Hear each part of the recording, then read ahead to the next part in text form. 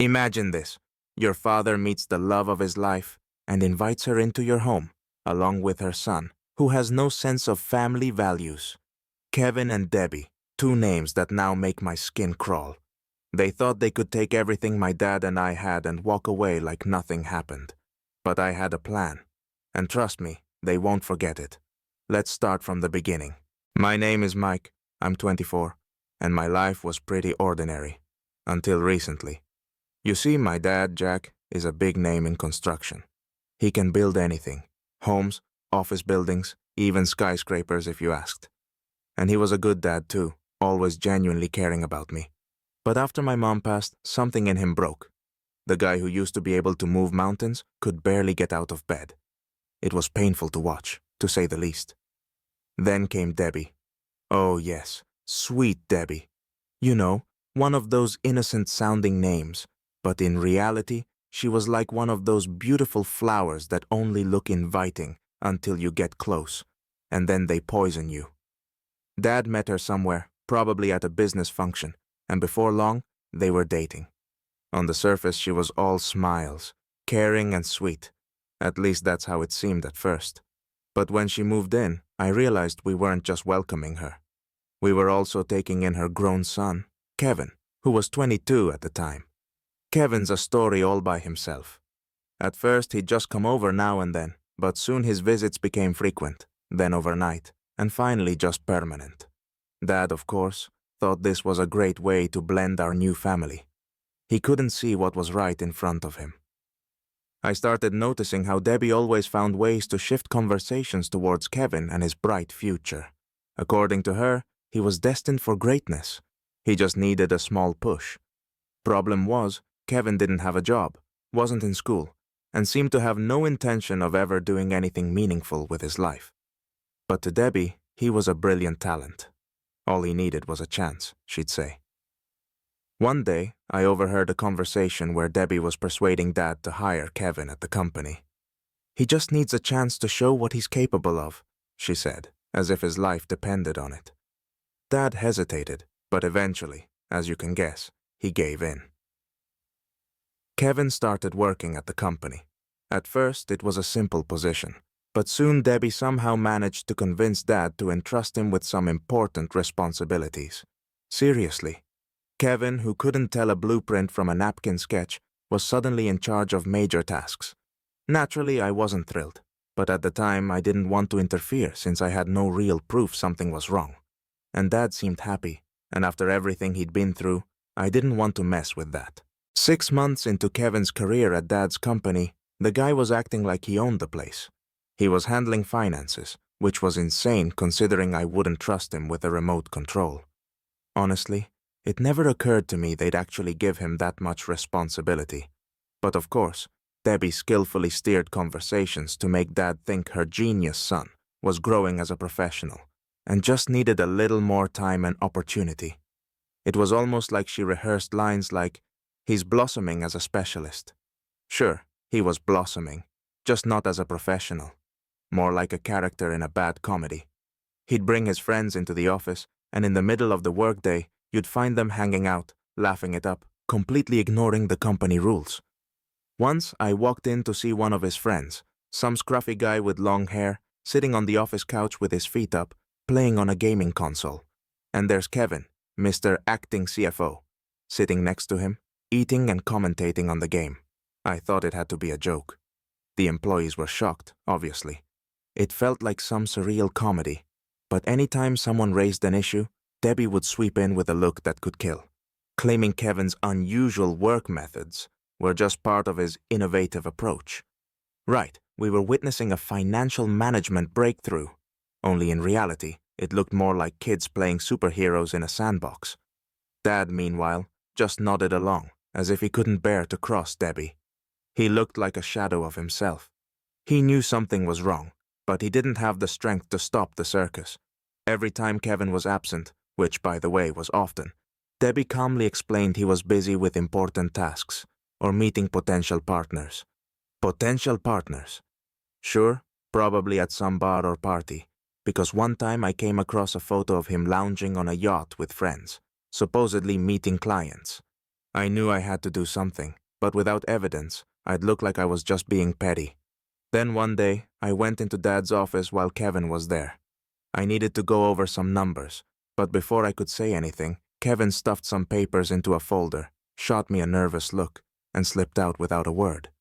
His behavior was all the confirmation I needed that something was up. He was clearly hiding something. I thought, all right, buddy, time to see what you're up to. As soon as he left, I quietly walked over and checked what he'd stashed so quickly. I opened the folder, and what do I find? Document after document of huge transfers to Kevin's account. Large sums, straight from the company, labeled as consultation fees. Consultation fees? The guy who couldn't tell an invoice from a utility bill was somehow consulting for thousands of dollars. I was fuming. My beloved stepbrother was clearly running a side business, draining the company dry. I felt a chill. This was serious, and I couldn't just tell Dad, "Hey, did you know your stepson is robbing you blind?" I needed solid proof before starting this storm. So I made copies of all these consultation documents, ready to hold up evidence if needed. I thought, if I'm wrong, this will be a disaster, but if I'm right, staying silent would be betraying my dad. With my stack of consulting documents in hand, I knew I needed someone to help me with the legal side of this mess. That's when I thought of Bill, Dad's old friend and business partner. Bill wasn't just a lawyer. He could have been a mob boss if he'd chosen a different path. He could spot loopholes and see right through any disguise. Plus, he'd always treated me like a friend's son, so I hoped he'd agree to help. When I showed him the consulting papers, he skimmed through them, then looked at me with an expression that said he'd just read the most ridiculous comic book. "Are you telling me Kevin was actually selling consulting services to your dad?" he asked, almost laughing. I nodded, and he barely held back a chuckle. "All right, this just got interesting." He agreed to help, promising to do a full review of the transactions to see what Kevin's little scheme was all about. Less than a week later, Bill called me and said, "You're not going to believe this. Kevin is a real fraud artist. The money's flowing into fake contracts signed by him. But that's not all. Your stepmom has been helping too, tapping into your dad's personal accounts for her own expenses." That hit like a cold shower. I knew Debbie was a smooth talker, but this? The whole family duo seemed to exist for one reason: draining Dad dry while he had no idea. Bill and I compiled a full dossier on Kevin and Debbie. Contracts, statements, forged signatures, everything we had pointed to fraud. It was time to show this to Dad. When I walked into Dad's office with that folder, he looked as tired as he had in recent months. I said, "Dad, we need to talk. Seriously." He tensed up but sat down, and I started laying out the documents. For the first 5 minutes, he read in disbelief, like he thought it was some kind of joke. "Are you saying Debbie and Kevin have been stealing from me behind my back?" he finally asked. "Dad, I didn't want this to be true, but the evidence speaks for itself," I replied, keeping my voice steady, though inside I was boiling. Dad looked at the papers again, and his shock was unmistakable.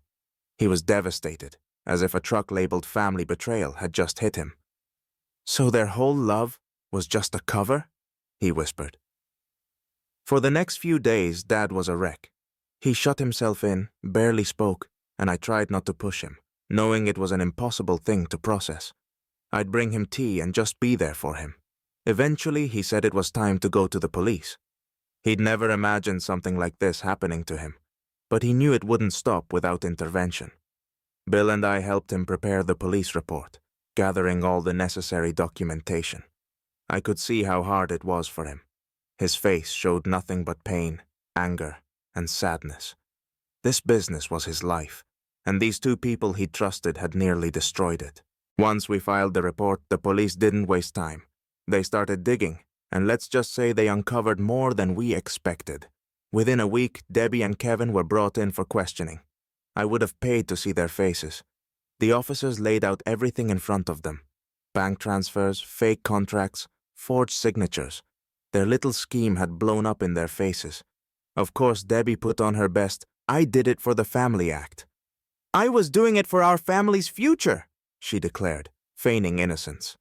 Sure, sweetheart, the only family you meant was you and your precious son. Kevin just sat there, realizing they weren't getting out of this one. He'd probably hoped Mommy would work her magic, but not this time. Their tricks had gone too far. The court case was swift. We had such solid evidence that even Debbie's lawyer barely tried to defend them. The judge ordered them to pay back all the funds they'd stolen and compensate for the damage they'd caused. In other words, even if they sold everything they had, they wouldn't cover half of their debt. Dad sat in court, stone-faced, but I knew he was torn up inside. He'd trusted them, thought of them as family, and they'd just squeezed every bit of trust out of him. In the end, Debbie and Kevin were left with nothing. What's even funnier? Debbie still tried to convince everyone it was a misunderstanding, that she'd acted with the best intentions. But not this time. Reality hit them hard. They ended up broke, with not a penny to their names. Looks like their fairy tale life didn't turn out quite as planned. Dad regained control of his company, and together we worked to rebuild it from the mess Kevin left behind. It wasn't easy, but honestly, I'd never felt closer to him than I did during those months. All the deception, lies, betrayal, it may have torn apart our so-called new family, but it opened my eyes.